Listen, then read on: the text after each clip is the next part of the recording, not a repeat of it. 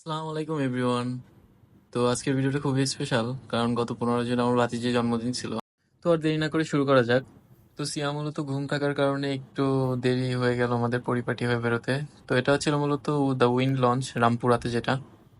তো সবাই আমরা পরিপাটি হয়ে উইন্ড লঞ্চের উদ্দেশ্যে বেরোলাম। তো ভাইয়া ওনাদের যে ম্যানেজার ছিল ওনার সাথে কথা বলতেছিল, আর সিয়া এদিক সেদিক তাকাচ্ছিল। তো পরবর্তীতে ভাবি সিয়াকে নিয়ে একটু ছবি তোলার চেষ্টা করতেছিল, যদিও সিয়া একদমই রাজি হচ্ছিল না ছবি তোলার জন্য। তো ওদের রুফটপ রেস্টুরেন্ট হওয়া সত্ত্বেও ওদের ভেতরে বসার জন্য খুবই সুন্দর ব্যবস্থা ছিল, যেটা খুবই ভালো লাগছে আমাদের। তো কেক কাটার জন্য আমরা এই প্লেসটাই সিলেক্ট করছিলাম। তো সিয়ার কেকটা খুবই সুন্দর লাগতেছিল। কেক আর সবার প্রত্যেকের ড্রেস কোড সেমই ছিল।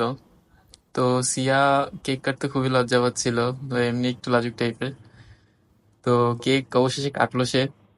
তো কাটার পরে তাকে খাওয়ানো খুবই কষ্টসাধ্য ছিল। তো পরবর্তীতে আমরা কেকটা কেটে একটু বাইরে ঘোরাফেরা করলাম। আম্মু ভাবি সিয়ার সাথে খুব চেষ্টা করতেছিল ছবি তোলার। তারপর আমি একটু রেস্টুরেন্টের এদিক সেদিক কর্নার গুলা কোথায় কি আছে একটু ঘুরে ফিরে দেখলাম, একটু এক্সপ্লোর করার চেষ্টা করলাম আর কি। তো আমার কাছে খুবই সুন্দর লাগছে, ওদের রুফটপটা খুবই বাতাস ছিল, পাশাপাশি লাইটিং, ওদের ডেকোরেশন, সব মিলে খুবই সুন্দর লাগছে আমার কাছে। তো খাবারের ভিতর আমি আর ভাবি চিকেন স্টেক প্লেটার সিলেক্ট করছিলাম, আর বাকিরা হচ্ছে বিফ স্টেক সিলেক্ট করছিল। খাবারটা একটু ক্রিমি ছিল, তো আমার মূলত স্পাইসি টাইপেরই ভালো লাগে। তো সবশেষে কোল্ড ড্রিঙ্কস খেতে খেতে বাসায় চলে আসলাম। টাটা।